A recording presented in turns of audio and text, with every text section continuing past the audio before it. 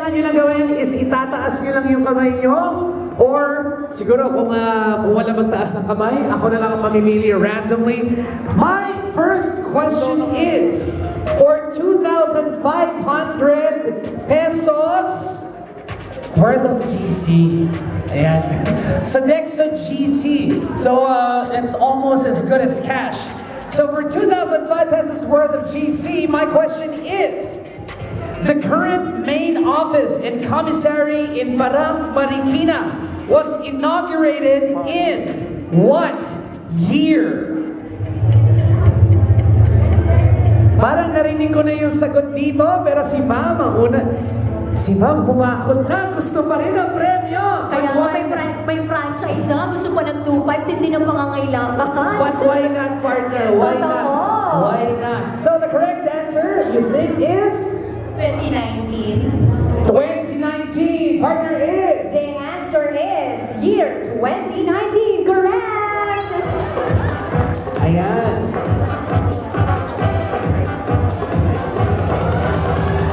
Okay, we go to our next question.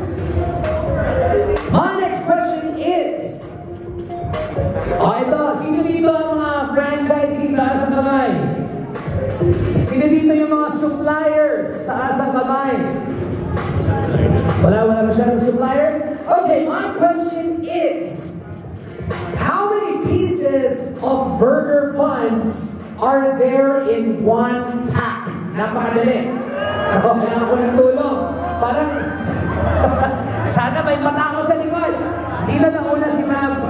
Ayan, sige partner, puntahan mo. Sino dito? Si Ma'am. Naku po, ayoko po mawala ng trabaho. Huwag po kayong mag-away, ha? Yes, ma'am. Your answer is? 6. 6. Naku, 6 ba partner ang sagot? Naku, ang tanong po kaya 1,200. How many pieces of burger buns are there in one pack? Hindi po in one box. Final answer is? 6. Parang yung apps ko, 6 is correct. Ang fishballs ko. Kaya nga, partner. Alright, partner. Tanong mo na yung next question natin para marami pa tayong maipamigay. Alright, tuloy-tuloy ang pamimigay ng prizes with my next question. Alright, listen up. 10 packs of beef patty are equivalent to how many packs of burger buns? Math tayo ngayon, math. Partner, I think dun sa table na yun, yung katabi ni Ma'am na naka-green na may salamin, siya yung unang nagtaas ng Katabi ni kamay. Ma'am na may green na nakasalamin. Ma'am. I mean, katabi ng green na nakasalamin. Ayan. Yan.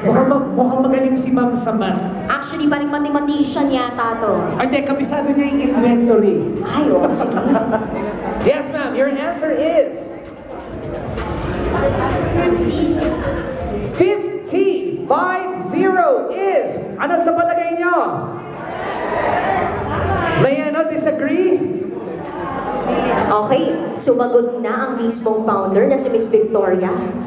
At ang tamang sagot ay 50! That is correct. Congratulations. Alright, so next question naman tayo, partner. True or false lang naman to? Ito, Rani. My question is, true or false lang po ang sagot. The company collects royal fees from its franchisees. True or false? Yes! Naku po, hindi sigurado. Uy, baka Nagtataas sila, tapos pinababa. Sige, dito tayo kay sir. True or false? Pag nagkamali ka dito, sir, naka-Facebook live ka pa. Hello, Facebook live. Pag nagkamali si sir, paano ba tayo?